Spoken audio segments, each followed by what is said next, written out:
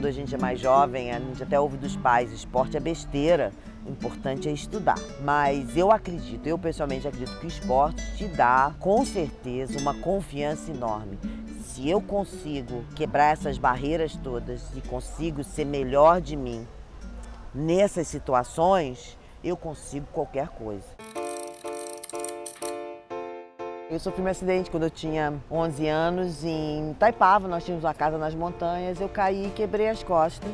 Isso em 77, fui para BBR depois de fazer reabilitação e foi onde eu conheci o grupo que fundou o Centro de Vida Independente, o CVI. O CVI nasceu da ideia de que nós deficientes podemos falar por nós mesmos, de ser uma organização de deficiente para deficiente, onde os deficientes têm a voz própria e nós brigamos pelo direito e pela inclusão da pessoa com deficiência na sociedade como um todo.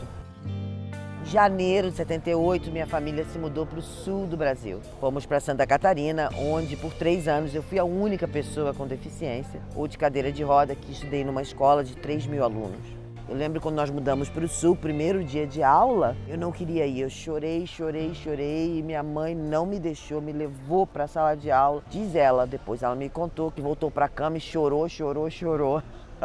Mas ela me levou lá, disse que eu não podia desistir, apesar de eu estar morrendo de medo. Além de eu lutar pelos direitos do deficiente, comecei quando eu tinha 15 anos, eu também fiquei muito envolvida no esporte. Eu era corredora no Rio de Janeiro, jogava basquete com os meninos no clã e acabou que quando eu me formei na PUC, eu fui para os Estados Unidos e fui para ser uma das melhores jogadoras de basquete cadeira de roda do mundo. Mudei para lá sozinha, fui para Berkeley, berço do movimento de deficientes, porque eu sabia que lá eu ia ter apoio. Então, passei 28 anos nos Estados Unidos, joguei no time americano, 5 vezes campeã americana de basquete em cadeira de roda. E fiz um monte de outros esportes, esqui na água, esqui na neve, montanhismo, pulei de paraquedas. Isso!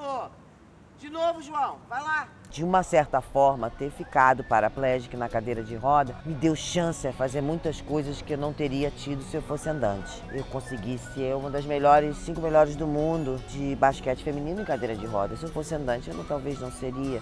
Consegui mudar para os Estados Unidos. Então, de uma certa forma, foi uma segunda chance. Foi uma chance de me destacar, de aproveitar as oportunidades que apareceram para mim.